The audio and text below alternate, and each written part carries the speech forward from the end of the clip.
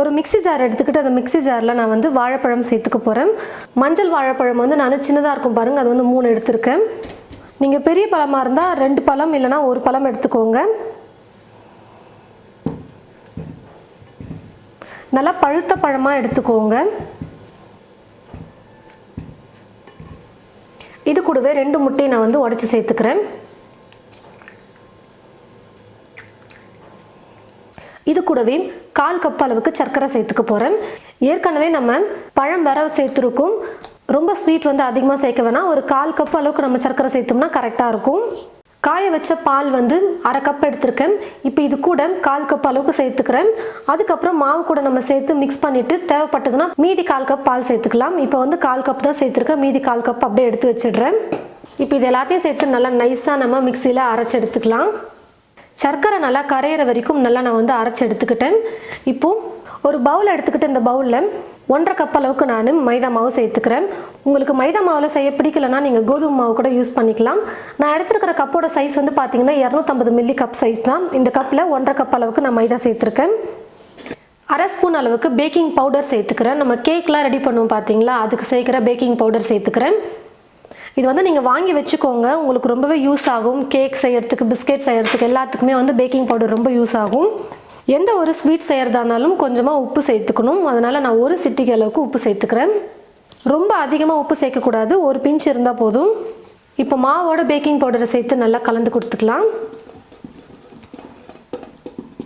இப்போ நம்ம அரைச்சி வச்சுருக்கிற இந்த முட்டை பழத்தெல்லாம் சேர்த்துக்கலாம்.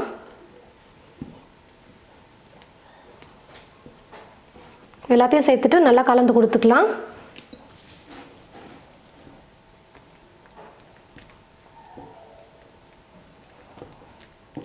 இப்போ வந்து பார்த்தீங்கன்னா மாவு வந்து ரொம்ப கெட்டியாக இருக்குது. இப்போது மீதி எடுத்து வச்சுருக்கிற அந்த பால் இருக்குது பார்த்தீங்களா, அதை சேர்த்துக்கிறேன். இப்போ எல்லாத்தையும் சேர்த்ததுக்கப்புறமா நல்லா நைஸாக நம்ம மாவு கரைச்சிக்கணும். கொஞ்சம் கூட உருண்டைகளே இருக்கக்கூடாது.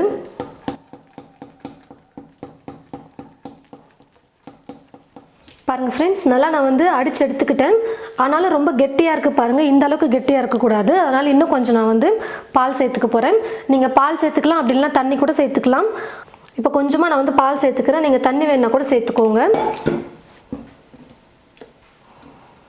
நம்ம கரண்டில் எடுத்து ஊற்றுற அளவுக்கு, தோசை மாதிரி ஊற்றுற அளவுக்கு நமக்கு மாவு வந்து ரெடி ஆகணும்.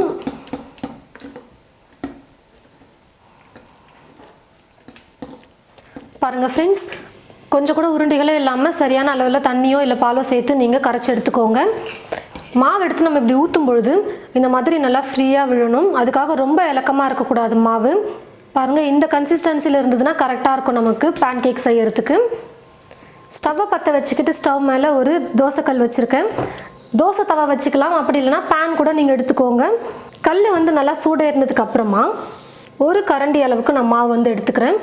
கரண்டி வந்து மெஷர் பண்ணிக்கோங்க. அதாவது கரண்டியில் எந்த அளவுக்கு மாவு எடுக்கிறீங்களோ அதே அளவுக்கு மாவு வந்து எல்லா பேன் கேக்கு செய்யறதுக்கும் அளவு கரெக்டாக பார்த்து எடுத்துக்கோங்க.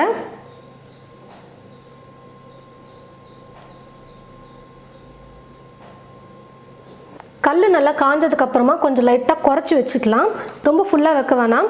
கொஞ்சம் தீயை குறைச்சி வச்சுட்டு குக் பண்ணும்பொழுது கீழே வந்து பார்த்தீங்கன்னா லேயரில் நல்லா கலர் வந்திருக்கும். தீ ஃபுல்லாக வச்சிட்டோம்னா தீஞ்சிரும், ஆனால் பேன் கேக் வந்து வேகாமல் இருக்கும். அதனால் தீ வந்து லைட்டாக குறைச்சி வச்சுட்டு குக் பண்ணிக்கலாம். நான் வந்து வெறும் தோசை தவா மேலே நான் வந்து மாவு ஊற்றிருக்கேன். நீங்கள் வேணும்னா வெண்ணெயோ இல்லை எண்ணெயோ தடவிட்டு கூட ஊற்றிக்கலாம். மாவை ஊற்றுனதுக்கப்புறமா மேலே வந்து ஒரு மூடி போட்டு மூடிடுங்க. இப்போ பாருங்கள் ஃப்ரெண்ட்ஸ், நல்லா வெந்து வந்திருக்கு. மேலே வந்து பார்த்தீங்கன்னா இந்த மாதிரி நல்லா ஹோல்ஸ் விட்ட மாதிரி வந்திருக்கும். இப்போ வந்து நம்ம திருப்பி போட்டுக்கலாம்.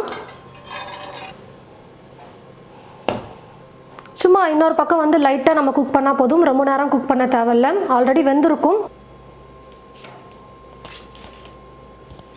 இப்போ திருப்பி போட்டதுக்கு அப்புறமா 1 நிமிஷத்துக்கு நல்லா குக் பண்ணிக்கிட்டேன். இப்போ நான் எடுத்துக்கிறேன்.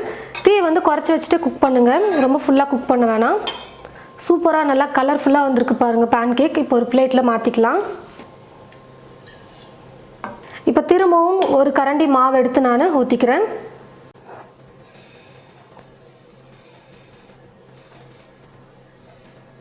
உங்களுக்கு வேணும்னா நீங்கள் வெண்ணெய் கூட சேர்த்துக்கலாம். இதுக்கு மேலே உங்களோட விருப்பம்தான். மேலே ஒரு மூடி போட்டு மூடி வச்சிடலாம். நல்லா குக் ஆகிட்டு வரட்டும். தீ ஃபுல்லாக வைக்காமல் கொஞ்சம் குறைச்சி வச்சுட்டே குக் பண்ணுங்கள். பாருங்கள் ஃப்ரெண்ட்ஸ், ஒரு பக்கம் வெந்துருச்சு. இப்போ நான் திருப்பி போட்டுக்கிறேன்.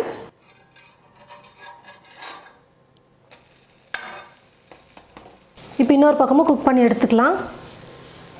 இப்போ இன்னொரு பக்கமும் நல்லா வெந்துருச்சு, நான் எடுத்துடுறேன். இதே போல் மீதி இருக்கிற எல்லா மாவையும் நான் வந்து பேன்கேக் செஞ்சு எடுத்துக்கிறேன். பாருங்கள் ஃப்ரெண்ட்ஸ், பனானா பேன்கேக் வந்து நம்ம ரெடி பண்ணிட்டோம். சாப்பிட ரொம்பவே சூப்பராக டேஸ்ட்டாக இருக்கும். பேன்கேக் செய்கிறது ரொம்ப ஈஸி. மொத்தம் 3 ஸ்டெப் தான் பண்ணோம். மிக்சியில் போட்டு எல்லாத்தையும் அரைச்சி எடுத்துக்கிட்டு மாவோடு சேர்த்து நல்லா கலந்து எடுத்துகிட்டு தோசை கல்லில் சுட்டு எடுத்துட்டோம். பாருங்கள், அவ்வளோதான், பேன்கேக் ரெடி ஆகிடுச்சு.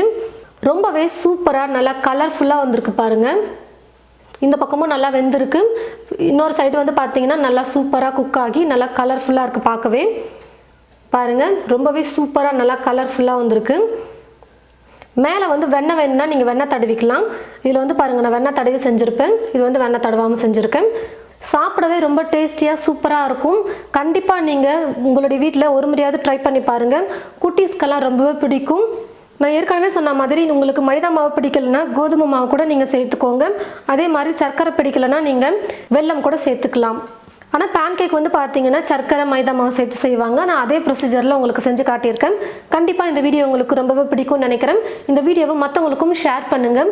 இது போல் நிறைய ரெசிபிஸ் பார்க்க தமிழ் ஃபுட் மசாலா சேனலை மறக்காமல் சப்ஸ்கிரைப் பண்ணிக்கோங்க. கூடவே பக்கத்தில் இருக்கிற பெல் ஐக்கானை கிளிக் பண்ண மறந்துடாதீங்க. தேங்க்யூ.